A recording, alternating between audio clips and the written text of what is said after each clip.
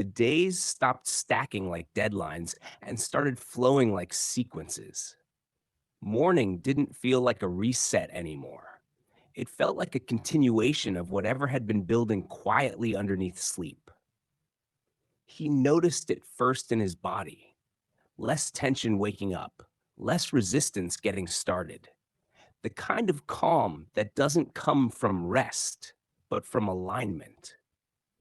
He stopped explaining the bike to people, not because he didn't want to talk about it, but because explanations always shrank it, turned something lived in into something theoretical. And theory was never the point. The point was what happened when you rolled forward and trusted yourself to adjust. One afternoon, he skipped the garage entirely and rode straight from the driveway. No loading, no planning, just helmet on, power up, move.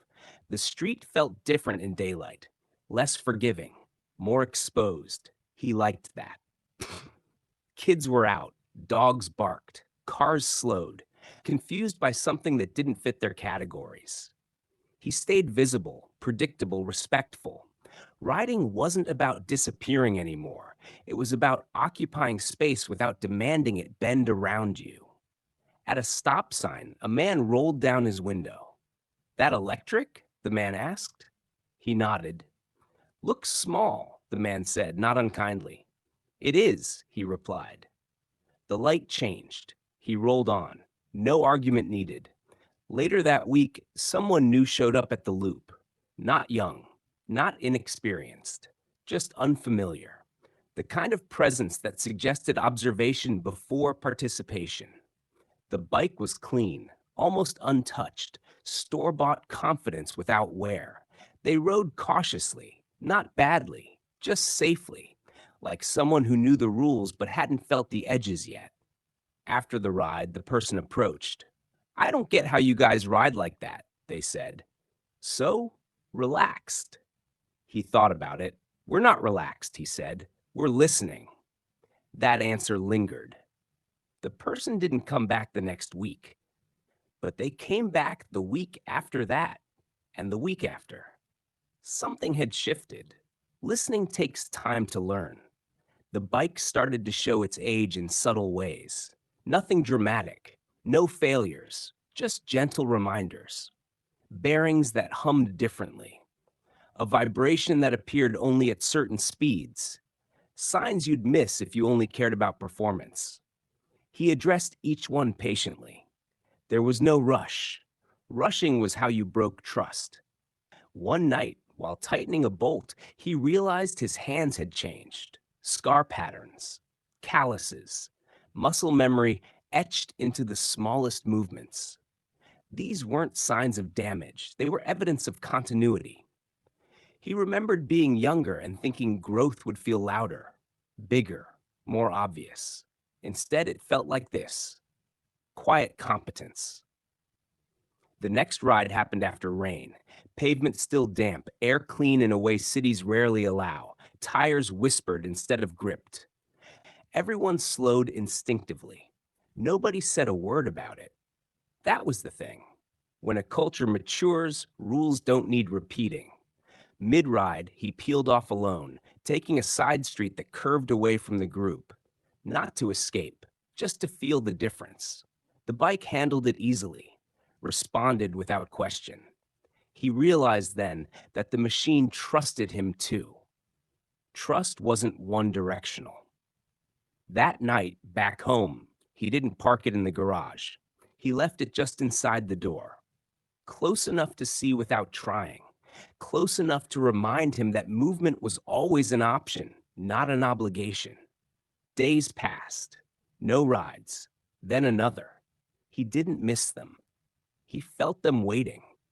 That distinction mattered. One morning, a message came from the kid he'd ridden with weeks ago. "Bike's acting weird," the message read. He smiled. "Bring it by," he replied. They spent the afternoon troubleshooting, teaching without lecturing, letting mistakes happen safely. The kid learned faster than expected, asked better questions than most adults did. At one point, the kid paused and looked up. Does it ever stop being scary? He asked. He considered that. No, he said, but it stops being loud. That answer seemed to satisfy him. When the kid left, the bike ran smoother, not faster, more honest. That night, he rode alone again, not because he needed to, because he wanted to remember how it felt to choose. The city lights blurred just enough. The hum beneath him steadied his breathing. The road didn't challenge him, it accompanied him. He realized then that the bike had stopped being a chapter. It was a language, one he'd learned fluently enough to carry anywhere. And even if the machine itself eventually failed, rusted, broke beyond repair, the motion wouldn't. Because once you learn how to move with intention, you don't need speed to feel alive. You just need to listen, adjust, and keep to repeat itself. He stopped thinking in terms of rides and started thinking in terms of readiness. The bike stayed charged. The tires stayed clean. Tools stayed where hands could find them without looking. These weren't habits born from fear of failure. They were habits born from respect for continuity. One evening, he took a different route home. Not faster, not shorter, just unfamiliar enough to wake something up. He noticed how cities change when you stop rushing through them. Storefronts told stories if you let your eyes rest long enough. Cracks in sidewalks mapped the patience of weather. Graffiti shifted from noise to language when you slowed down. That awareness carried over. When he rolled into the garage later that night, he didn't park the bike immediately. He sat on it, powered off, feet on the ground, feeling the frame settle beneath him like it always had. He thought about how control wasn't dominance, it was alignment. The next ride happened without coordination. One message, one response. That was it. The spot was an old loop behind a logistics center. Long straights, gentle curves, enough space to think without disappearing completely. 5 bikes showed up. Different people, different reasons, same restraint. They rode in silence for the first few laps, not because talking was forbidden, but because listening was more useful. You learned a lot by watching how someone entered a turn, how they exited, how they corrected without overreacting. One rider was new. You could tell, not by speed, but by tension. Hands tight, shoulders raised, breathing shallow. He noticed.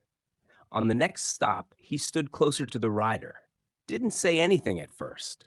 Loosen your grip, he said eventually. Not loud, not instructional, just observational.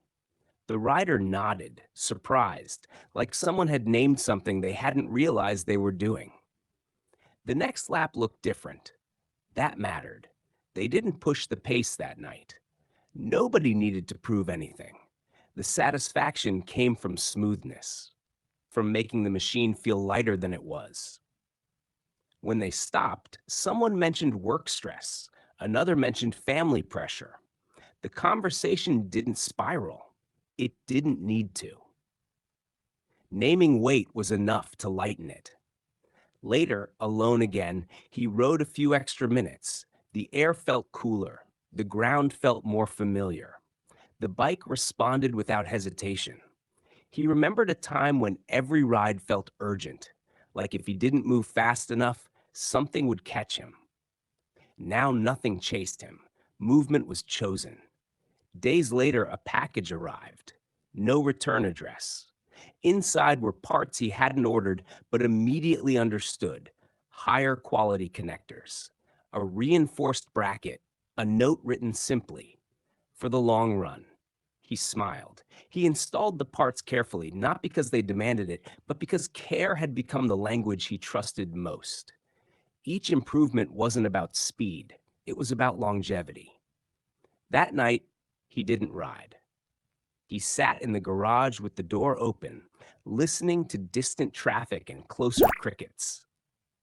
The bike rested nearby, complete, like it didn't need him to prove anything anymore. He realized something subtle had shifted. The bike no longer felt like a tool, it felt like a constant. Not in the sense that it would always be there physically, but in the sense that the lessons had integrated patience, awareness, respect for small corrections before they became big consequences. Those lessons showed up everywhere now.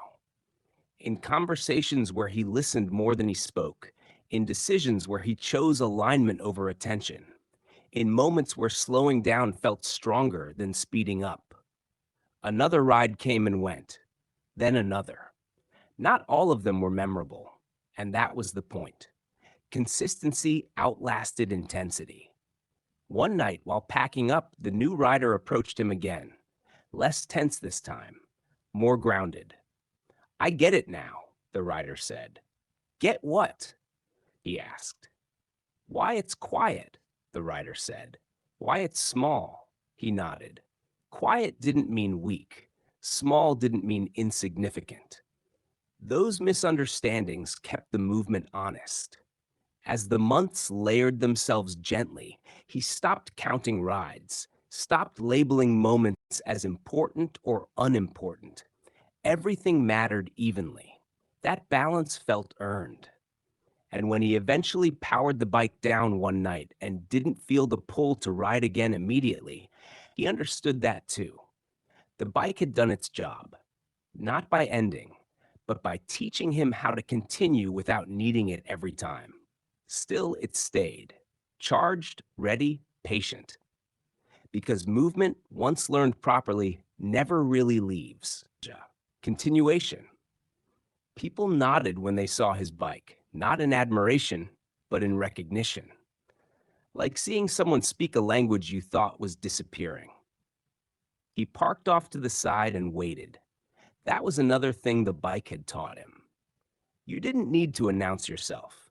A kid approached first, maybe 13, helmet scratched, gloves mismatched, eyes sharp. Is that the one? The kid asked. He didn't ask which one. Yeah, he said. The kid circled it slowly, didn't touch, didn't rush. What happened to it? The kid asked. He thought for a second. Nothing, he said. It just kept going. That answer landed heavier than expected. More kids showed up. Then parents. Then people who weren't sure why they were there, but felt like they should be. Conversations overlapped.